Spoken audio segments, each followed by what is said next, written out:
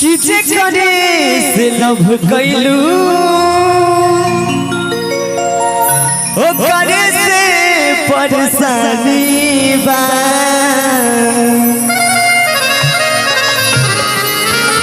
किजे करे से लव कैलू ओ करे से परेशानी बा सनमी करम तहारो लागे खानदानी बा।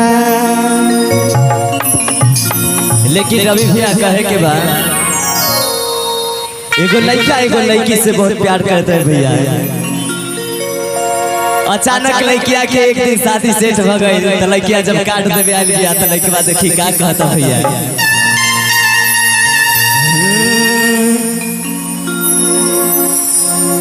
कितना दिल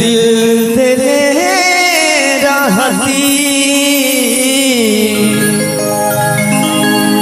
न गम ले रहती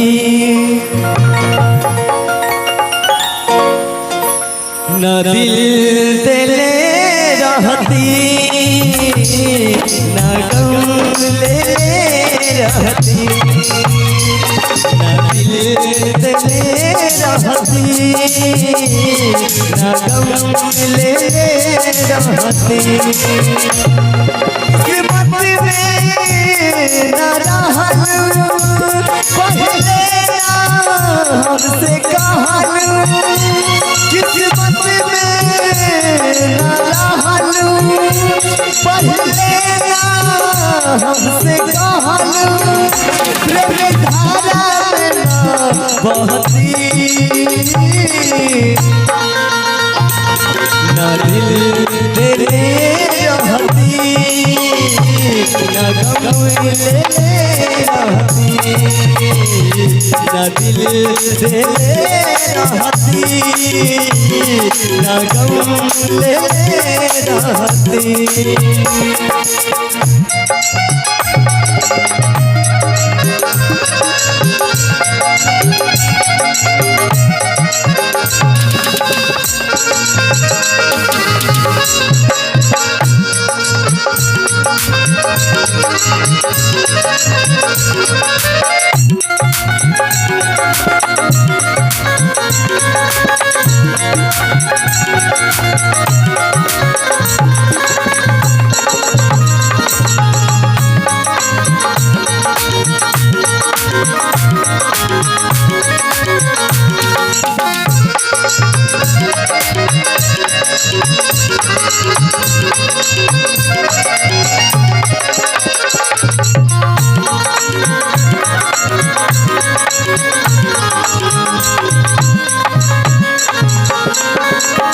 और कहता रवि भैया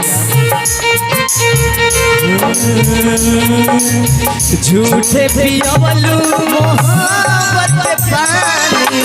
अब ससुराल में जाता लागल बधा पे भभाई के देह में तू नहीं तन को घुमाता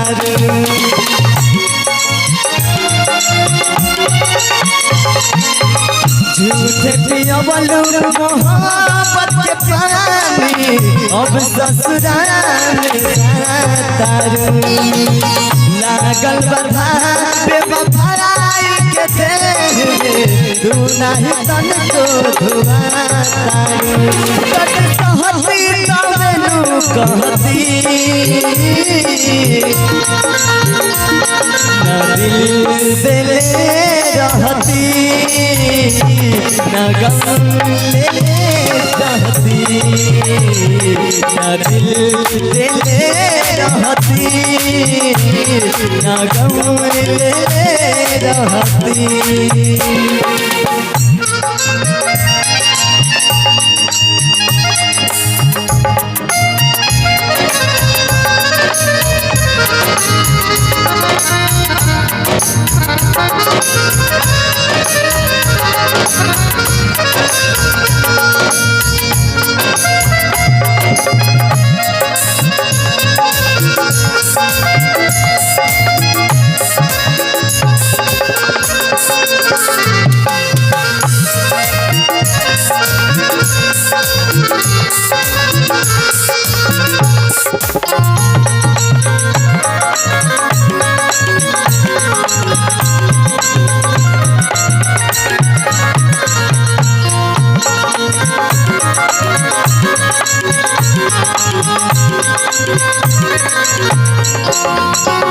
और क्या क्या भैया कृष्णा पे दर्दी दराज लेके जी कबो न कहीं हर जाई सनम बीस कपीत मेरा